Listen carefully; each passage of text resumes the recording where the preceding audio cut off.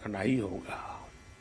आज देश में करीब 3.5 लाख प्रिजनर्स ऐसे हैं जो अंडर ट्रायल है और जेल में है।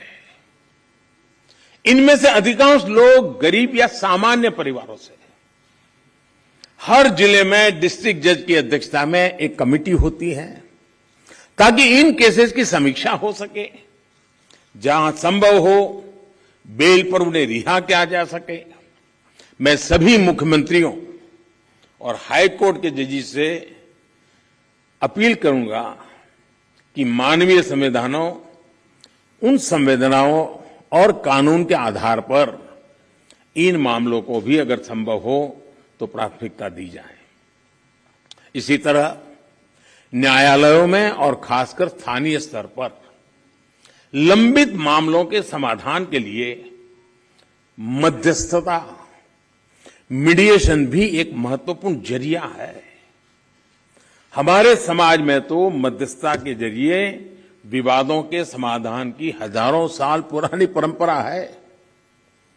आपसी सहमति और परस्पर भागीदारी ये न्याय की अपनी एक अलग मानवीय अवधारणा है। अगर हम देखें तो हमारे समाज का वो स्वभाव कहीं न कहीं अभी भी बना हुआ है। हमने हमारी उन परंपराओं को खोया नहीं है। हमें इस लोकतांत्रिक व्यवस्था को मजबूत बनाने की जरूरत है।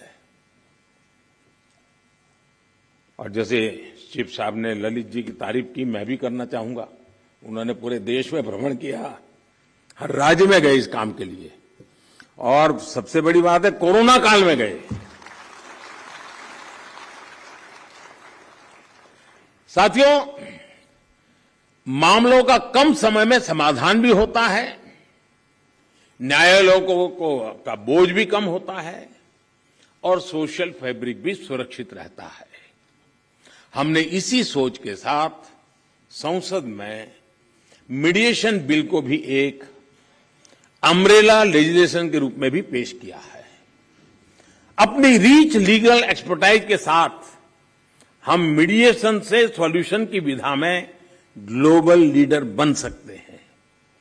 हम पूरी दुनिया के सामने एक मॉडल पेश कर सकते हैं।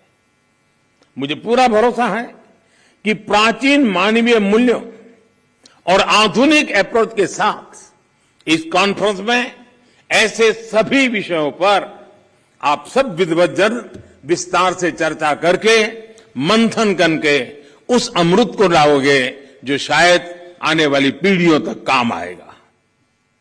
इस कॉन्फ्रेंस में जो नए आइडियाज निकलेंगे, जो नए निष्कर्ष निकलेंगे, वो नए भारत की आकांक्षाओं को पूरा करने का माध्यम बनेंगे।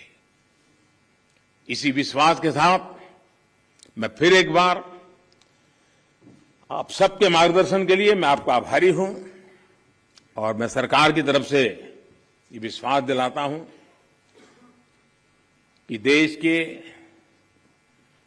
न्याय व्यवस्था के लिए सरकारों ने जो करना होगा, चाहे राज्य सरकार हो, केंद्र सरकार हो, वो भरसक प्रयास करेगी ताकि हम सब मिलकर के देश के कोटि कोटि नागरिकों की आशा अपेक्षाओं को पूर्ण कर सके।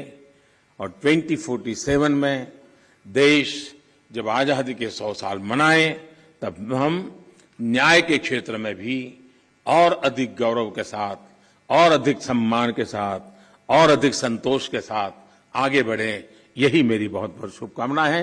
बहुत बहुत धन्यवाद।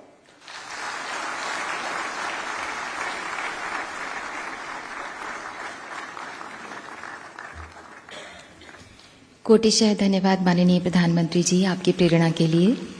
और अब हमारा अनुरोध है माननीय केंद्रीय विधि एवं न्याय राज्य मंत्री प्रोफेसर एसपी सिंह बघेल जी से कि कृपया आभार प्रकट करें।